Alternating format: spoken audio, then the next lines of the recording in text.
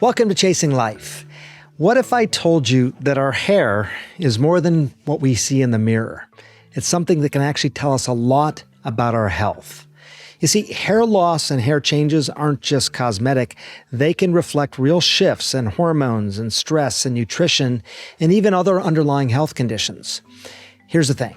Most people naturally shed about 50 to 100 hairs a day.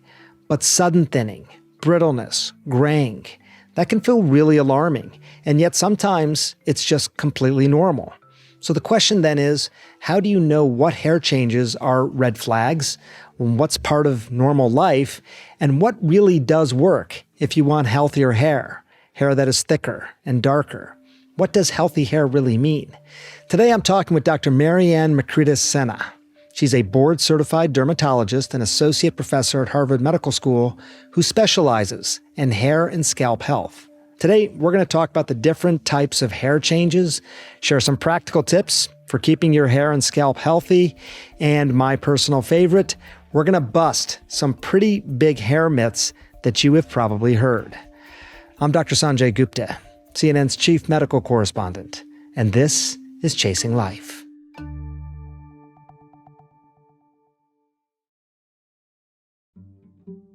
I've been looking forward to this. I've been telling people that I was going to be interviewing you. Everyone is interested in hair loss. And I think some of it is, frankly, just aesthetics and appearance, but a lot of it has to do with this idea that it may be a window into our health overall, which I find really, really interesting. How did you become interested in this? What is your background? So early on in my dermatology residency training, we were seeing patients with all different types of skin conditions. And what stood out to me was how deeply affected the hair loss patients were. And I learned very quickly and early that while hair loss might not be life-threatening, it's incredibly life-altering for the people who experience it. And it sort of makes sense, right? Because hair is so core to our identity. It's part of how we see ourselves. It's how we present ourselves to the world. And in evolutionary biology, hair is a sign of vitality, of health, of fitness, right? And it can be very scary. As a resident, interestingly enough, I developed alopecia areata myself. And going through that experience was really important for me because I basically experienced what many of my patients were experiencing firsthand, right? Feeling all of these things, and that really deepened sort of my empathy and my commitment to this space. So you had alopecia yourself? I did. What was the term you used specifically, and what happened? So I was in residency, and I developed patches of alopecia areata on my scalp. And patches of baldness? Yes, exactly. So alopecia areata usually makes these round areas of hair loss where you basically have a complete bald patch. And one of mine was up towards the front, and so I had to become really skilled at sort of, combing it and doing it. And while I was fortunate in that it didn't progress to some of the more severe forms of alopecia areata, it still was tough to deal with. Your hair obviously looks great now. So do you know what was causing those bald patches for you, and what did you do about it? Yeah, so, this is a bit controversial, but in my case, I was a resident, right, working, at least 40 hours a week. I was pregnant with my first child, and I was having some pregnancy complications. There was a lot of stress that occurred at the time. And it was shortly after that I noticed these bald patches occurring. And while, there's varied evidence about how much stress impacts this type of hair loss, there are a good subset of patients of mine where I think stress does play a big role. Maybe there's a genetic predisposition where you might be a little bit more prone to autoimmune conditions like alopecia areata, but then you get sort of a second hit that makes it occur. The idea that it is so emotional for people. I mean, one of the things that struck me as I was getting ready to talk to you is close to 10% of patients with breast cancer may not undergo chemotherapy because of fear of hair loss. And I didn't really know what to do with that number. On one hand, I realized that hair loss is so significant, but the idea that people may not get their appropriate cancer treatments, that was really striking to me. Yeah, it's a very profound statistic and really highlights what we see in patients who struggle with various hair loss conditions. Say you have diabetes or you have, a heart condition. These are all very stressful, potentially difficult conditions to deal with, but you don't have to share that with the public unless you choose to. When you deal with a hair loss condition, it's incredibly visible. People can see it right away. And having to share that and wear that on your sleeve and share your personal medical things with the public is very difficult for people. This is your area of expertise. So are you one of these people then who sees somebody, immediately looks at their hair and makes some determination about them? I mean, again, if hair tells us so much about our health, what are you looking for? Yeah, so obviously it's when a patient comes into my clinic, probably the most important thing that we do is an extensive intake where we get their history. When did this start? How much of your hair do you think you've lost? Do you have scalp symptoms? What are your other medical conditions? Do you have diabetes? Do you have thyroid disease? Do you have anemia?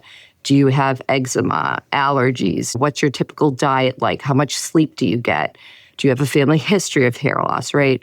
It's like a 5 to 7 page intake form, and we review that really carefully.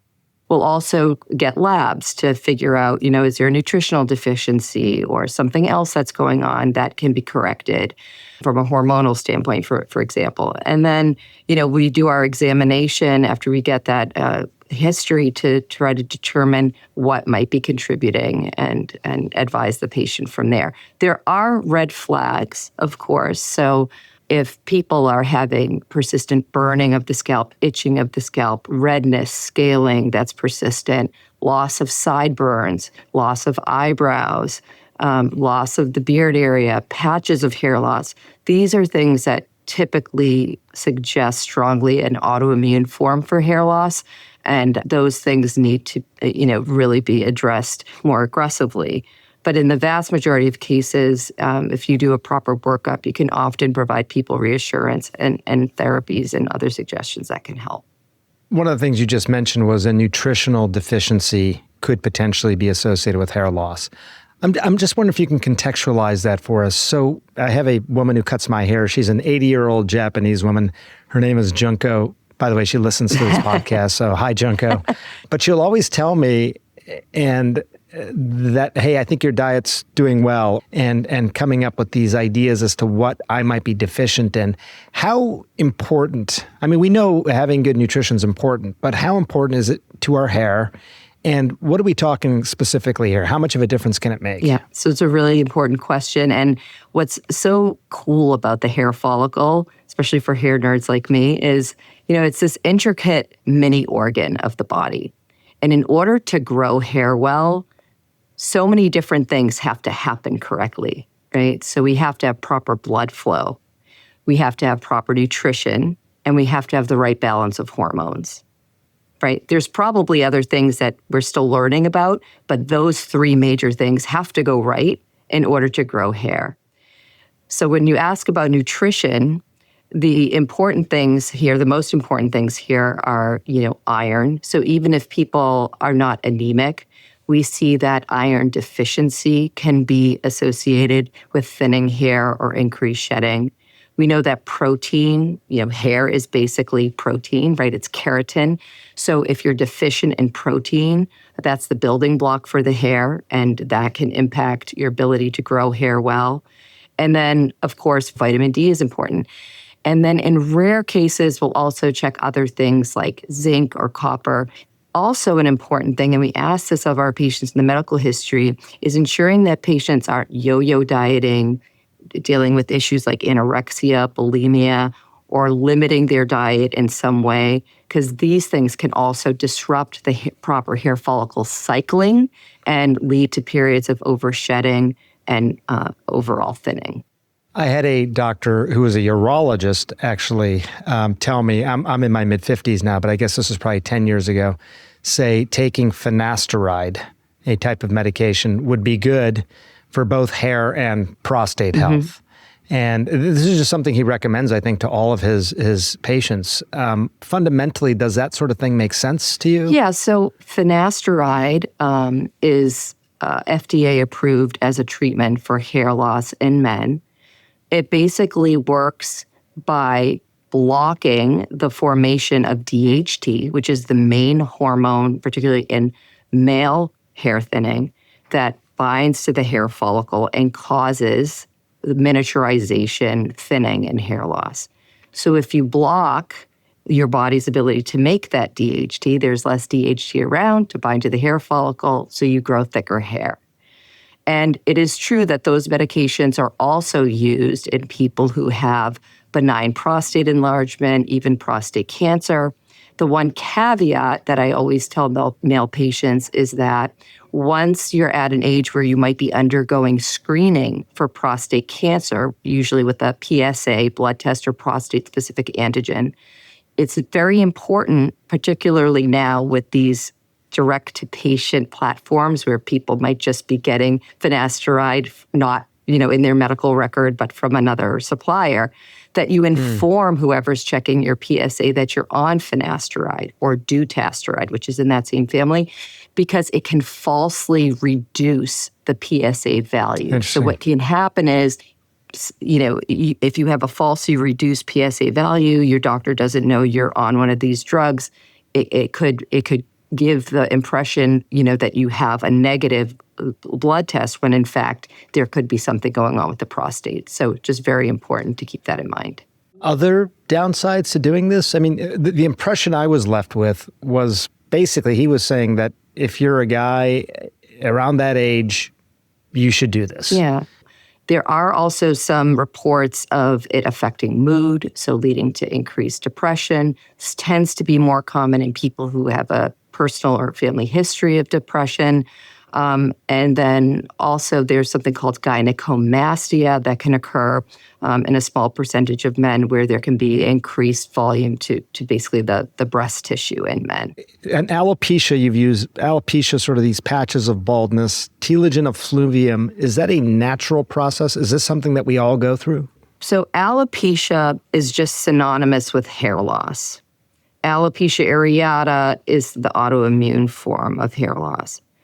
There are many things that can cause, many reasons why people experience alopecia or hair loss. Telogen effluvium is one of them and the most common. So what happens in telogen effluvium is there is a trigger. The most common triggers are weight loss, thyroid dysfunction, or when patients have to have their thyroid dose medication adjusted, stopping or switching a hormonal medication. That includes hormone replacement therapy, birth control pills, hormone-eluting IUDs, entering menopause, pregnancy and delivery or miscarriage, and then finally a major physiologic or psychological stress. So a prolonged hospitalization. We saw a lot of hair loss from telogen effluvium with COVID-19, where everyone was losing their hair after getting sick. Or a major psychological stress, right? Not our day-to-day sort of stress, but something that really takes your breath away, loss of a loved one, bad divorce, loss of a job. 3 months later, your hair can go through a major shed. Basically, those triggers, that stress on the body causes the hair follicle to throw a bunch of hairs that should stay in the growth phase prematurely into the resting or telogen phase. 3 months later, you're shedding all of this hair that should have been staying on your head. And this is really upsetting for patients. It's happened to me several times. I know what's happening, and it's still devastating because you're just losing clumps of hair in the shower, and you really believe you're going to go bald. After 2 or 3 months of shedding, though, your shedding goes back to normal, and the hair regrows without any treatment at 1 centimeter a month. And for women who wear their hair long, it can take years to sort of have your ponytail back. People who wear their hair shorter will notice that they have their hair back to the way they like it sooner. But this is so distressing. And unfortunately, people with commercial interests know that it's distressing and will advertise all sorts of serums and potions and supplements and things to treat this type of hair loss when in fact, patients don't have to do anything at all. And so if there's one thing that I could shout from the rooftops to try to educate people, it's It's about telogen effluvium so that they're not sort of bamboozled by these things that they don't need. After the break, much more with Dr. Maryanne Makredes Senna. Stay with us.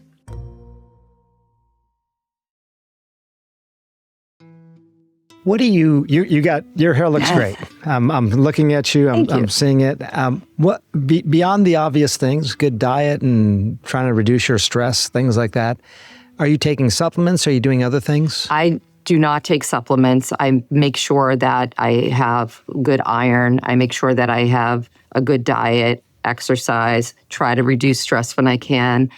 But there are medications that you can take. Oral low-dose minoxidil has really been great and something that I myself started myself on as I'm approaching 50 now. And it's a great way to sort of reduce shedding and keep hairs in the growth phase. There's other medications that we can prescribe for patients in addition to low-dose oral minoxidil that can also be helpful. So it depends on, the degree of hair loss, what a patient's goals are, what's contributing to the hair loss. You talked about the downsides of finasteride earlier. What about low-dose minoxidil? Yeah.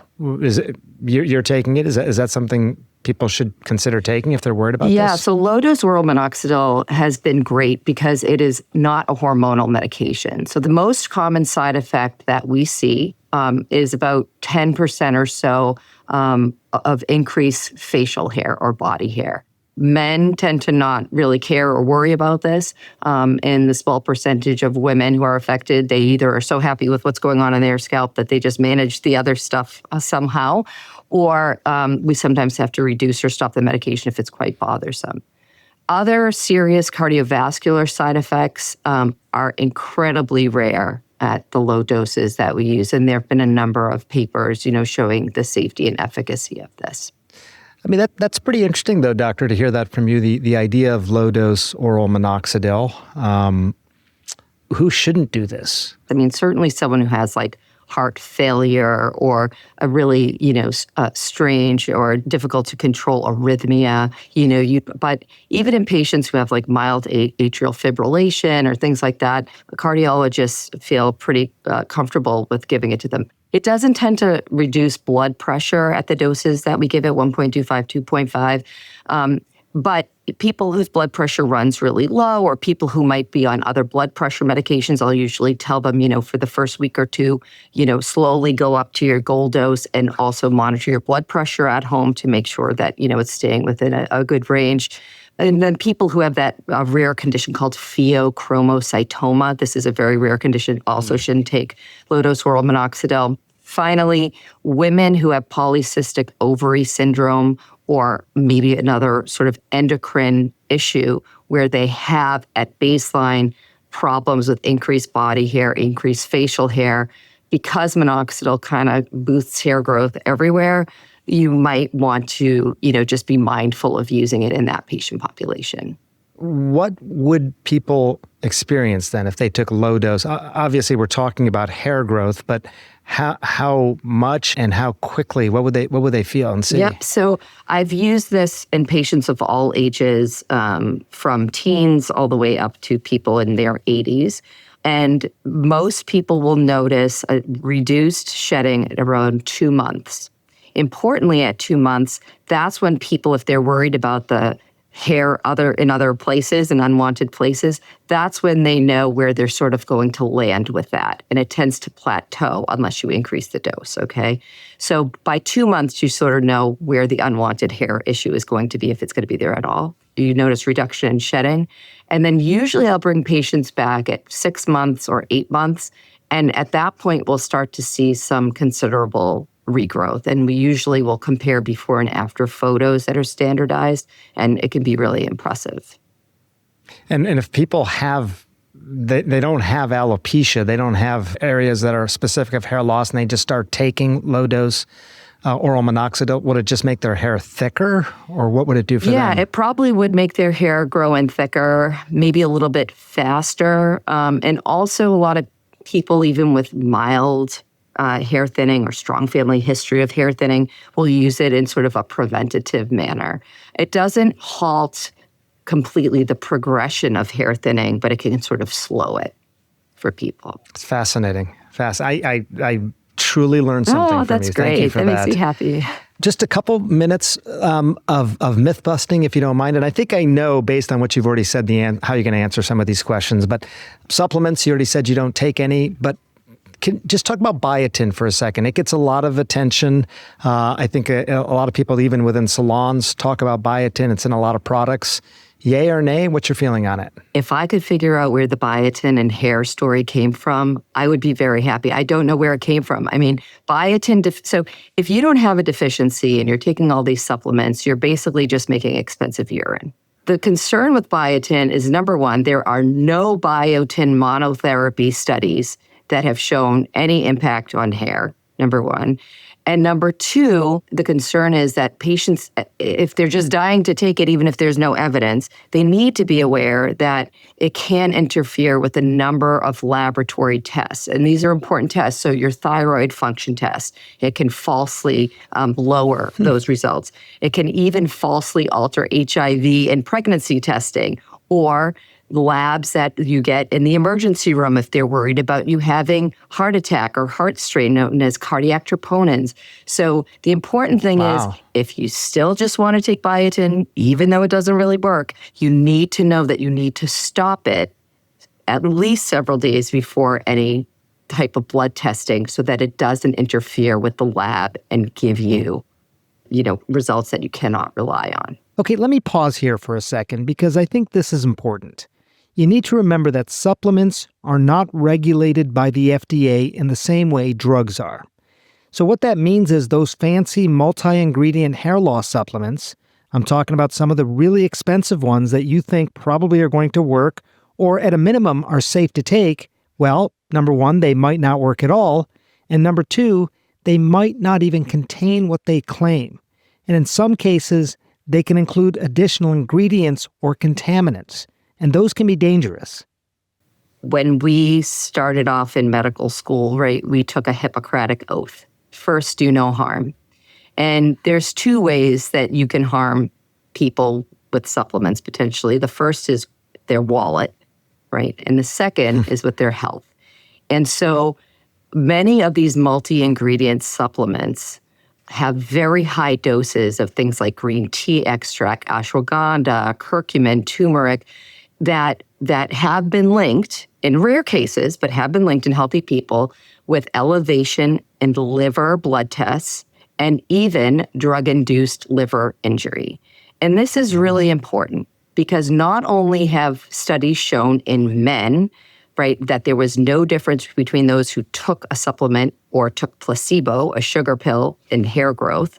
Okay, so the supplement didn't work. And then in women, they grew like 7 little hairs in an area, right? Topical minoxidil does 3 times that amount in the same amount of time. They're costly, and these are not regulated. They have low quality evidence at best, and potentially could impact your health. And, these drug-induced liver injury cases have tripled since 2004, from like 7% to like 20%. And 20% of those cases have been linked to supplements, not all hair supplements, but it's important that, consumers are aware that not only is there not good evidence for the use of these in hair loss, but there are also potential risks. While rare, it's not like you can just take it and like nothing happens. Certainly doesn't have the evidence behind it, like some of these FDA-approved therapies, like minoxidil as a low oral dose, for example. What about things like red light therapy? I've seen people wear these caps now with red light who are worried about their hair loss. Yeah, so there is actually data for red light therapy. So they did 6-month studies, both in men and women. They tattooed a spot on the scalp and did hair counts. So they take a camera and they take hair counts, and they look to see how many new hairs do you get after the treatment. And they had half the patients on these trials use the actual red light. They had the other half using a light device, but it was a sham device, right? So it wasn't the actual light device.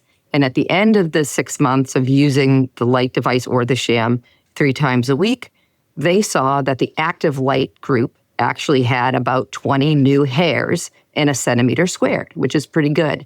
And that was much more than the sham light device. So there is data that it works. The important thing, though, is that the light reaches the scalp. So if you have really dense hair, or particularly dark and dense hair, the light may be getting absorbed by your hair and not reaching the scalp where it needs to be. But there is data that these can be helpful. Your hair routine, I'm just curious, shampoo it every day? How often do you shampoo? How often do you condition? So this is a question that gets asked all the time. And it really depends upon the texture of your hair. So people who have really curly hair, right, that hair tends to run drier than people who have straight hair like mine. So the texture of the hair is really important. Washing your hair more frequently if your scalp runs oily could potentially dry out your hair a little bit, but if you're using a good conditioner, it's probably fine. But now people who have curlier hair or sort of like more afro-textured hair, they tend to not have to wash their hair as frequently. So people with thick or curly hair, it can be very drying if you're washing your hair with that frequency. So sometimes they only have to wash their hair once a week. So it's sort of dependent on the texture of your hair and how oily your scalp is. But at least once a week and up to 3 times a week it tends to be the range that most people fall in.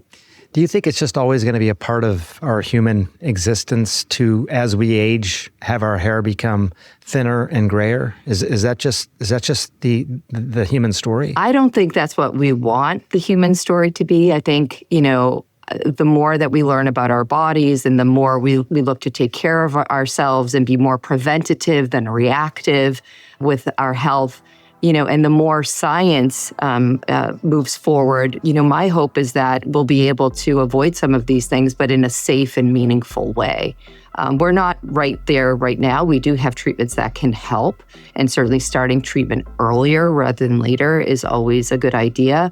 But so much has happened in just like my 15 years of being involved in this space that I can only imagine in the next 15 years. That was Dr. Maryanne Makredes Senna, a board-certified dermatologist and assistant professor at Harvard Medical School. Thanks so much for listening.